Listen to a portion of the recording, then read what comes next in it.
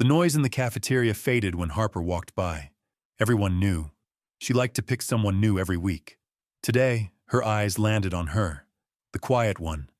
No friends, no words, just calm, too calm. Harper dragged a trash can to her table. The sound scraped through the air like a warning. She leaned down, smirking. "Welcome to my table, sweetheart." Then, crash. She flipped the entire thing onto the woman's food. Rotten leftovers and cold coffee splattered across her tray. Laughter erupted. The quiet inmate just sat there, still as stone. Then slowly, she raised her eyes. Those weren't the eyes of someone scared. They were measuring, like she was memorizing every face in that room and deciding who goes first. For the first time in months, Harper took a step back. Something in her gut told her she'd just picked the wrong woman.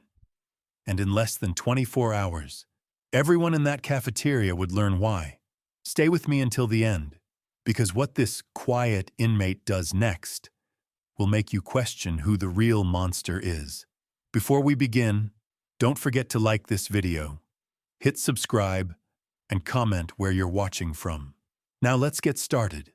The concrete walls of Northgate Women's Correctional Facility had seen their share of violence, but nothing quite like what was about to unfold. Most inmates arrived broken, desperate, or angry. Maya Thompson walked through those steel doors with something far more dangerous: complete composure. She was 34 years old with dark skin that seemed to absorb light rather than reflect it. Her movements were measured, deliberate, like someone who had calculated every step before taking it. The intake officer processing her paperwork barely looked up from his computer screen. Another drug charge. Another woman caught up in the system. Nothing unusual, nothing threatening. But if that officer had paid attention, really paid attention, he might have noticed something different about Maya Thompson. The way she scanned every corner of the room without moving her head. The way her breathing remained perfectly controlled, despite being in one of the most notorious women's prisons in the state. The way her hands, though cuffed, remained relaxed at her sides like she was simply waiting for the right moment. Maya had been many things in her life before those steel doors closed behind her. A daughter who disappeared at 15, a woman who learned survival in places most people couldn't imagine, a professional who worked in shadows for clients who paid well for problems to simply vanish. Now she was prisoner number 4-291, and the next 18 months would be spent navigating a world that thought it knew violence. The cell block Maya was assigned to was ruled by fear, and everyone knew who controlled that fear. Harper Williams stood 6 feet tall with bleached blonde hair and arms covered in tattoos that told stories of every fight she'd won.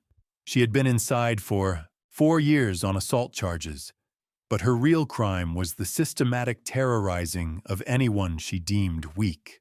Harper's crew of followers moved through the prison like sharks sensing blood in the water. They decided who got protection and who became prey.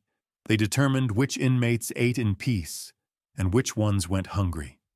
The guards looked the other way because Harper's violence kept the other inmates in line, and that made their jobs easier. When word spread that fresh meat was coming to cell block C, Harper's interest was immediately piqued. New inmates meant new opportunities to establish dominance.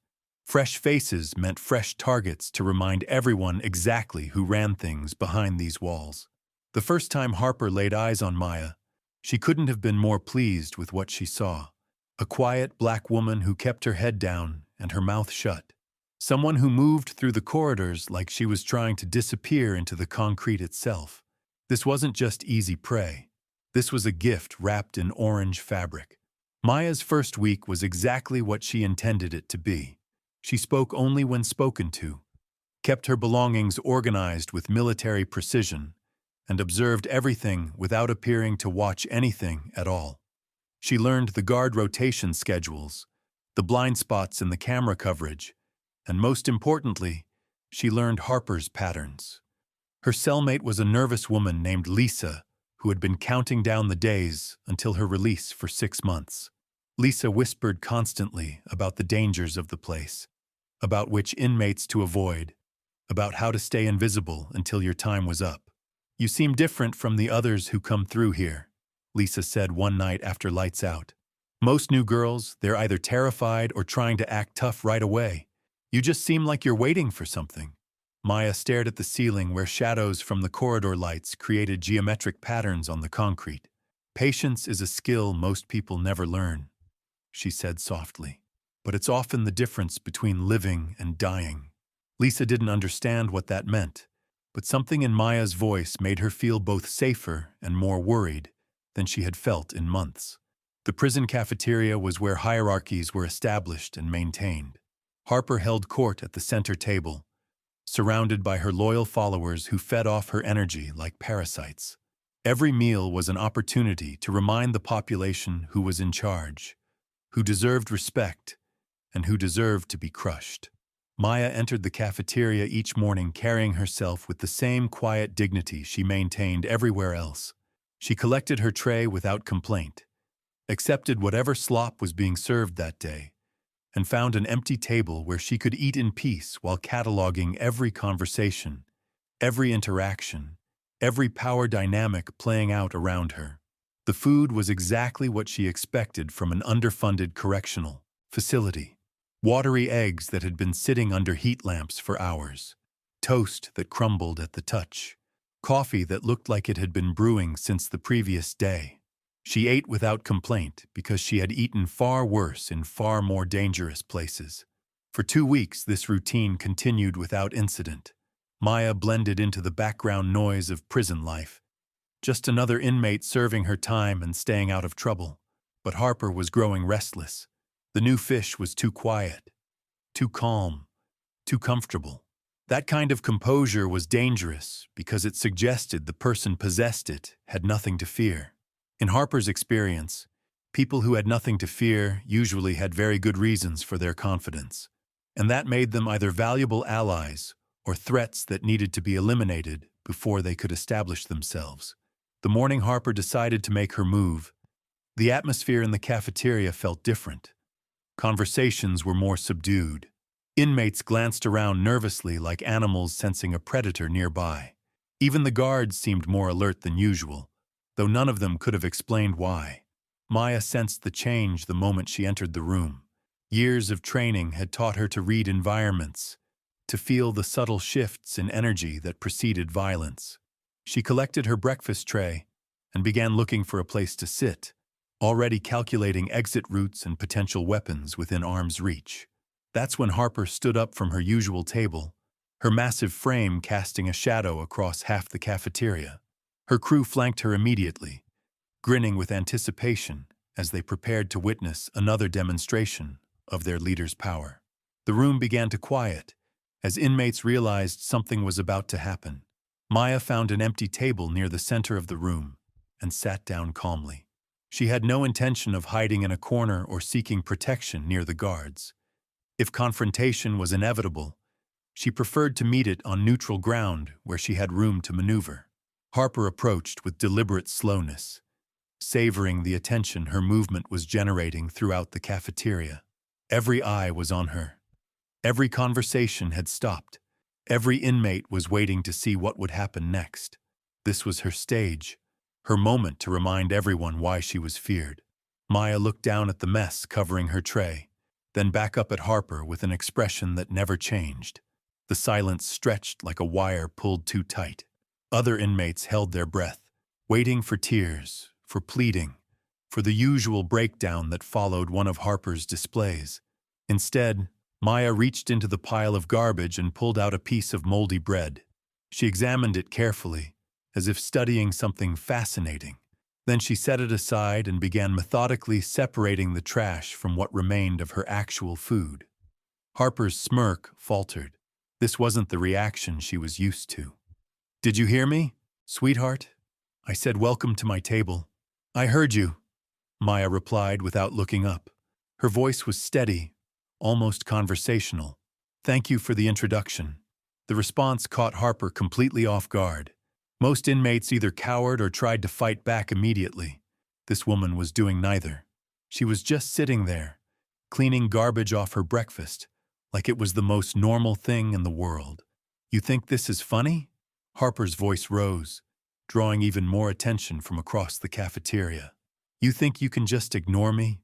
Maya finally looked up, her dark eyes meeting Harper's pale blue ones directly.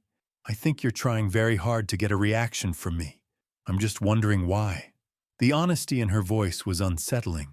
Harper had built her reputation on intimidation, on making people afraid to even look at her wrong. But this woman was looking at her like she was solving a puzzle, not facing down the most dangerous inmate in cell block C. One of Harper's crew, a wiry woman named Razor, stepped forward. "Harper, you want me to teach this one some manners?" Harper held up a hand, never breaking eye contact with Maya. This was personal now. The quiet woman's calm was eating away at her authority with every second that passed. "Nah, I got this one." Maya continued eating what remained of her breakfast, seemingly oblivious to the growing tension. But her awareness was absolute. She could feel the hostile stares, count the footsteps of approaching inmates, sense the guards starting to pay attention from their positions near the walls. "Stand up," Harper commanded, her voice dropping to a menacing growl. Maya chewed thoughtfully, swallowed, and then slowly rose to her feet. She was several inches shorter than Harper, but something in her posture made the difference seem irrelevant. "Is there something specific you need from me?" The question was asked with such genuine politeness that several inmates actually gasped. No one talked to Harper like she was just another person having a normal conversation. Harper's face flushed red with anger and embarrassment. The woman's calm was making her look front of everyone. Weak in a place like this, perception was everything. And right now she was being perceived as someone who couldn't even intimidate a quiet new fish. "Yeah, there's something I need," Harper snarled, stepping closer until she was towering over Maya. "I need you to understand how things work around here. See, I run this block. That means everything that happens here goes through me, including where someone like you gets to sit." Maya nodded slowly, as if considering this information. "That sounds like a lot of responsibility. It must be exhausting to manage everyone's daily activities." Again, the response was so unexpected that Harper found herself momentarily speechless. The woman wasn't mocking her, wasn't being sarcastic. She sounded genuinely sympathetic to the burden of leadership. But Harper's crew was getting restless. They fed off their leader's energy, and right now that energy was building toward something explosive. Razor cracked her knuckles, eager to please her boss, and put on a show for the growing crowd. "Harper," Razor whispered, "just give me the word. I'll make her understand." Maya's eyes shifted slightly to take in Razor's position, then moved to catalog the locations of the other crew members. Her breathing remained controlled, her hands relaxed at her sides. Years of training had taught her that violence usually announced itself through subtle changes in body language long before the first punch was thrown. "You know what I think?" Harper said, her voice getting louder with each word. "I think you're one of those inmates who thinks she's better than everyone else. One of those college girls who got caught doing something stupid and now thinks prison rules don't apply to her." Maya considered this assessment carefully. "I think we all make choices that lead us to unexpected places. I'm just trying to serve my time quietly." "Quietly," Harper repeated, her voice dripping with contempt. "Yeah, I noticed how quiet you are. Too quiet. Makes people nervous when someone's that quiet. Makes them wonder what you're hiding." The cafeteria had gone completely silent now. Even conversations at tables across the room had stopped as inmates sensed something significant was building. The guards were starting to move closer, but they weren't intervening yet. They had learned that sometimes it was better to let these situations play out rather than escalate them prematurely. Maya finished the last bite of her salvaged breakfast and set her plastic spoon down with deliberate care. "I'm not hiding anything. I'm just someone who prefers to observe before acting." "Observe what?" Harper demanded. Maya's eyes swept the cafeteria slowly, taking in every face, every posture, every subtle alliance and enmity on display. When her gaze returned to Harper, there was something different in it. Something that made the gang leader's stomach tighten with an emotion she hadn't felt in years. "Everything," Maya said simply. The single word carried weight that Harper couldn't identify but definitely felt. It was the tone of someone who had seen things, done things, survived things that most people couldn't imagine.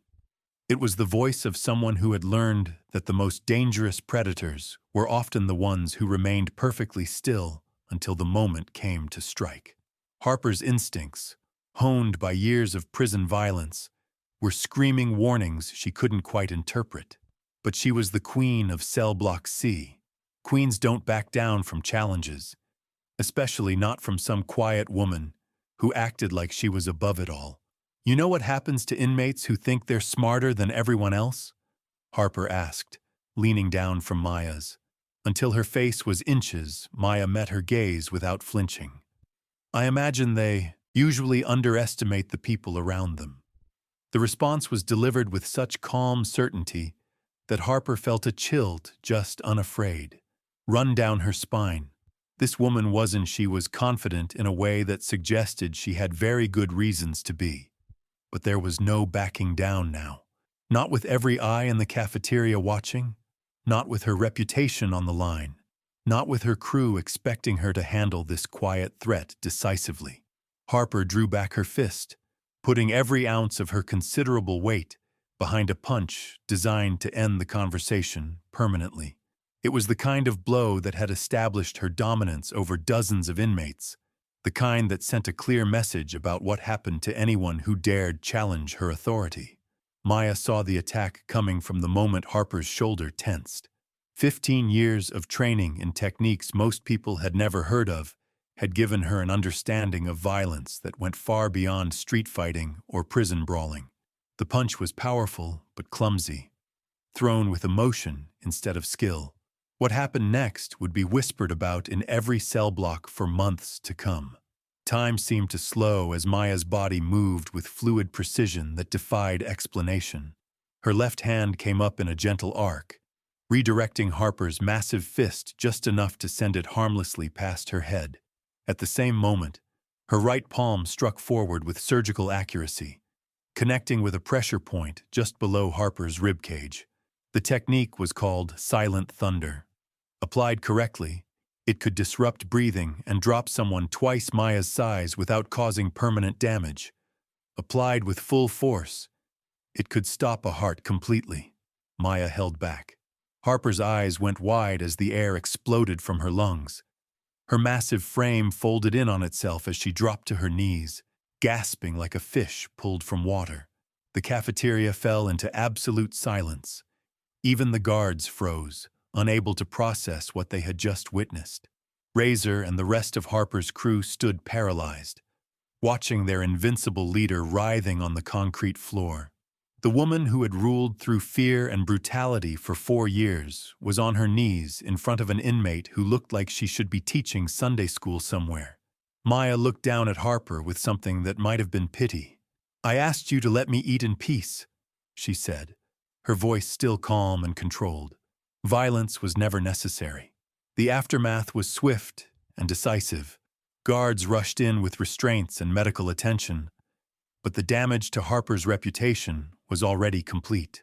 Word spread through every cell block within hours. The Queen of Northgate had been dethroned by a quiet woman who moved like shadow and struck like lightning.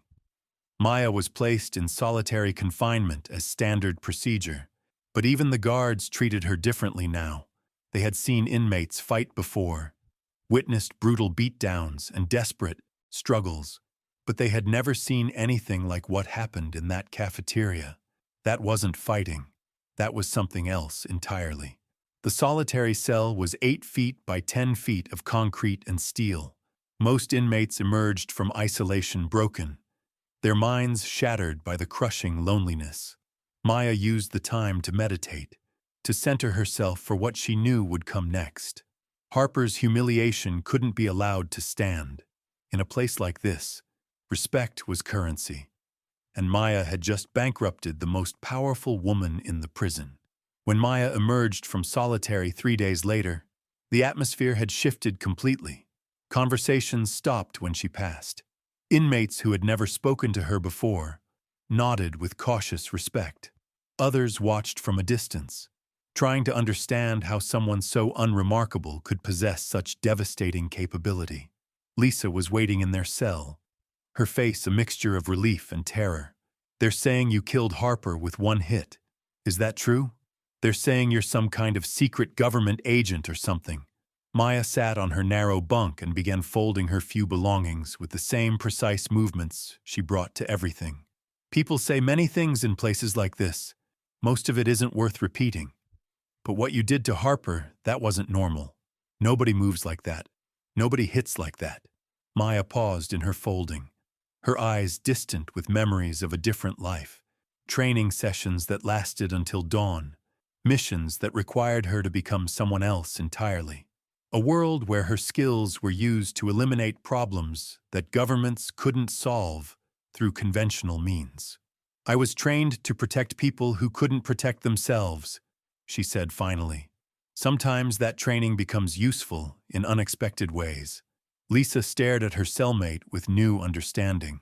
"What kind of training?" "The kind most people hope they never need." The next morning brought a different kind of tension to cell block C. Harper had been transferred to the medical wing, officially for observation. But everyone knew the real reason. She couldn't show her face in general population after what had happened. Her crew had scattered like leaves in the wind, aligning themselves with other power structures or trying to become invisible until the situation stabilized. Maya walked to breakfast with the same measured steps she always used, but now those steps carried weight. Inmates parted before her like water, their eyes following her movement with a mixture of fear and curiosity. Some looked at her with the kind of respect usually reserved for lifers who had survived decades behind bars. The cafeteria felt different without Harper's presence. Conversations were more relaxed. Laughter came easier, and several inmates who had been living in constant fear finally seemed able to breathe. Maya found an empty table and sat down to eat her breakfast in the peace she had originally requested. But peace was a luxury that rarely lasted long in places like this. As Maya ate her eggs methodically, she noticed movement at the edges of her vision. New faces, inmates she didn't recognize from cell block C, women with dead eyes and scarred hands, who moved with the careful precision of predators, sizing up potential prey. Word of what happened to Harper had reached beyond Northgate's walls. In the complex network of connections that linked correctional facilities across the state, Maya's name was being whispered in maximum security cells and minimum security dormitories alike. The quiet woman who had taken down the infamous Harper Williams with a single strike. That kind of reputation attracted attention from people who made Harper look like an amateur. Professional criminals who had been inside so long they had forgotten what the outside world looked like. Women who killed for money, for territory, for the simple pleasure of watching life drain from someone's eyes. 3 of them approached Maya's table as she finished her breakfast. The leader was a tall woman with graying hair and arms covered in tattoos that told stories of violence spanning decades. They called her Mother Death, and her reputation preceded her through every facility in the state correctional system. "Mind if we sit?" Mother Death asked, though it wasn't really a question. Her 2 companions flanked Maya's table, blocking potential escape routes with practiced efficiency. Maya looked up from her tray, her expression unchanged. "The cafeteria belongs to everyone. Please join me." Mother Death smiled, but there was no warmth in it. "Polite, I like that. Shows respect for your elders." She settled into the chair across from Maya, her movements deliberate and threatening. "We heard about your little disagreement with Harper. Impressive work. It was a misunderstanding that got out of hand." "Misunderstanding?" Mother Death laughed, a sound like gravel being poured into a cement mixer. "Honey, I've been in this game for 30 years. I know the difference between a misunderstanding and a professional hit." Maya set down her plastic spoon and folded her hands in her lap. Years of training had taught her to recognize genuine threats, and this woman represented danger on a level that Harper never could have imagined. "I'm not looking for trouble. I just want to serve my time quietly. See, that's where we have a problem, Mother Death replied, leaning forward across the table. Someone with your particular set of skills doesn't get to just serve time quietly. Word gets around. People start asking questions. Pretty soon, you're either working for someone or you're dead. The conversation was drawing attention from across the cafeteria. Guards were starting to move closer, sensing tension but not yet understanding its source. Other inmates were clearing out nearby tables, recognizing the signs of something serious about to unfold. What kind of work are you referring to? Maya asked calmly. Mother Death's smile widened. The kind that pays well and requires discretion. See, there are certain individuals in certain facilities who have become problems for certain organizations. Problems that need to be solved by someone with your obvious talents. Maya understood immediately. She was being recruited as an assassin. Her demonstration against Harper had advertised capabilities that made her valuable to criminal organizations operating within the prison system. They wanted to use her skills to eliminate rivals, silence witnesses, or simply send messages through violence. I'm not interested in that kind of work anymore, Maya said firmly. Anymore? Mother Death's eyes lit up with predatory interest. So you admit you've done this kind of work before? Maya realized her mistake immediately. In trying to deflect the offer, she had confirmed suspicions about her background. Now there was no pretending to be just another inmate caught up in the system. Everyone has a past, Maya said carefully. Mine is behind me. Mother Death laughed again. Sweetheart, the past is never behind us in here. It's what defines us, what makes us useful or dangerous. And you, my dear, are extremely dangerous. One of Mother Death's companions, a muscular woman with dead eyes and scars across her knuckles, leaned in closer. We've done our research on you, Maya Thompson. Amazing how someone with your skills ends up in minimum security on a drug charge. Almost like someone wanted you here for a specific purpose. The implication hung in the air like poison gas. Maya felt the weight of eyes watching from every corner of the cafeteria. Guards, inmates, even kitchen staff were paying attention now, sensing that something significant was happening at the center table. I think this conversation is over, Maya said, starting to rise from her seat. Mother Death's hand shot out and grabbed Maya's wrist with surprising strength. Sit down, honey. We're not finished talking. The contact was a mistake. Maya's training kicked in automatically, her body responding to the threat before her mind could intervene. Her free hand moved in a swift, precise motion that struck pressure points along Mother Death's forearm. The grip loosened immediately as feeling left the older woman's fingers. But Mother Death wasn't Harper. She had survived 3 decades in maximum security facilities by being faster, smarter, and more ruthless than everyone around her. Even as her right hand went numb, her left was already moving, pulling a sharpened piece of metal from her sleeve. The weapon flashed toward Maya's throat with lethal intent. What happened next would determine whether Maya Thompson lived to see another day, or whether her secret would die with her in a pool of blood on the cafeteria floor. Maya's body moved like liquid mercury, flowing around the blade's trajectory with movements that seemed to bend the laws of physics. The sharpened metal whistled past her throat, missing by millimeters as she twisted away from Mother Death's strike. Her counterattack was instantaneous and devastating. Her elbow drove upward into Mother Death's wrist with surgical precision, shattering bone with an audible crack that echoed through the suddenly silent cafeteria.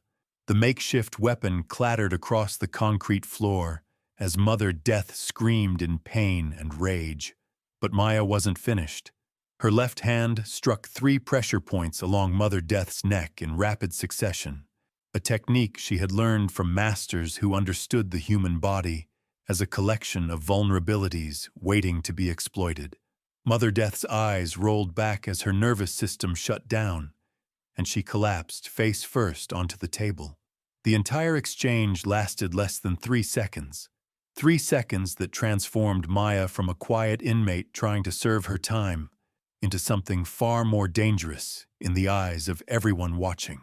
Mother Death's two companions rushed forward simultaneously, their movements coordinated like wolves attacking wounded prey. The first swung a heavy padlock wrapped in a sock, the improvised weapon cutting through the air toward Maya's skull with enough force to crack bone. Maya ducked low and swept the attacker's legs, sending her crashing into a nearby table that collapsed under the impact. Before the woman could recover, Maya was on her feet again, pivoting to face the second threat. This one was smarter, more patient. She circled Maya like a predator, a razor blade gleaming between her knuckles as she looked for an opening. Her movements spoke of someone who had killed before, who understood that rushing in was how you ended up like her unconscious companions. "You're fast," the woman said, her voice carrying the flat affect of someone who had long ago stopped feeling anything during violence. "But speed only gets you so far in here. Eventually you have to sleep. Eventually you have to let your guard down." Maya remained perfectly still, her breathing controlled, her mind calculating angles and distances with mathematical precision. "You're right," she said calmly, "but not today." The woman lunged forward with the blade extended, aiming for Maya's midsection in a strike designed to open arteries and end the fight quickly. Maya sidestepped the attack and grabbed the woman's wrist, applying pressure to nerve clusters that forced her fingers to release the razor. Her knee came up into the attacker's solar plexus, with enough force to lift her off her feet. The woman doubled over, gasping for air that wouldn't come, and Maya's palm strike to the back of her neck sent her into unconsciousness before she hit the floor. The cafeteria had erupted into complete chaos. Inmates were screaming, running for exits, overturning tables as they tried to get away from the violence. Guards were shouting orders and rushing toward the center of the disturbance with riot gear and restraints. Maya stood in the middle of it all, her orange jumpsuit torn but otherwise unharmed, surrounded by three unconscious women who had underestimated what they were dealing with. Her breathing was steady, her hands relaxed at her sides, like she had just finished a light workout rather than a fight for her life. Sergeant Rodriguez, the head of security for the women's facility, arrived with a team of guards in full tactical gear. He had seen prison fights before, witnessed brutal beatdowns and desperate struggles, but the scene in front of him defied explanation. Time seemed to freeze as Maya's reflexes took over completely. The sharpened metal whistled past her throat by mere millimeters as she twisted with fluid precision. Her counter was immediate and devastating. Her elbow drove into Mother Death's wrist with surgical accuracy, the crack of breaking bone echoing through the silent cafeteria. The weapon clattered across concrete as Mother Death screamed. But Maya's training had taken full control now. 3 precise strikes to pressure points along the woman's neck sent her crashing face first onto the table, unconscious before she knew what hit her. The 2 companions rushed forward like predators sensing wounded prey. The first swung a padlock wrapped in cloth toward Maya's skull with bone-crushing force. Maya dropped low, swept the attacker's legs, and sent her crashing through a nearby table that splintered under the impact. The second was smarter, circling with a razor blade gleaming between her knuckles. "Speed only gets you so far," she hissed, moving like someone who understood killing. "Eventually, you have to sleep." Maya remained perfectly still, calculating every angle. "You're right, but not today." The blade thrust came fast and lethal, aimed at arteries that would end everything quickly. Maya sidestepped, grabbed the wrist, and applied pressure to nerve clusters that forced the weapon to drop. Her knee lifted the attacker off her feet, and a palm strike to the neck sent her into darkness. The cafeteria erupted into complete chaos. Inmates screamed and ran for exits while guards rushed in with riot gear. Maya stood in the center of it all, breathing steady, hands relaxed, surrounded by 3 unconscious women who had learned too late what they were dealing with. Sergeant Rodriguez arrived with tactical teams, staring at a scene that defied everything he thought he knew about prison violence. This wasn't a brawl or a gang fight. This was something else entirely. Something that belonged in movies, not in his facility. As guards moved in with restraints, Maya offered no resistance. She had done what was necessary to survive, nothing more. But word would spread through every correctional facility in 3 states. The quiet woman who had taken down Mother Death and her crew without breaking a sweat. Maya Thompson was placed in maximum security isolation, but her legend was just beginning. In the complex hierarchy of prison power, she had just announced herself as something beyond what anyone had imagined possible. Sometimes the most dangerous person in the room is the one who never wanted to fight at all. And sometimes, when you pick on the quiet one, you discover that silence isn't weakness, it's patience.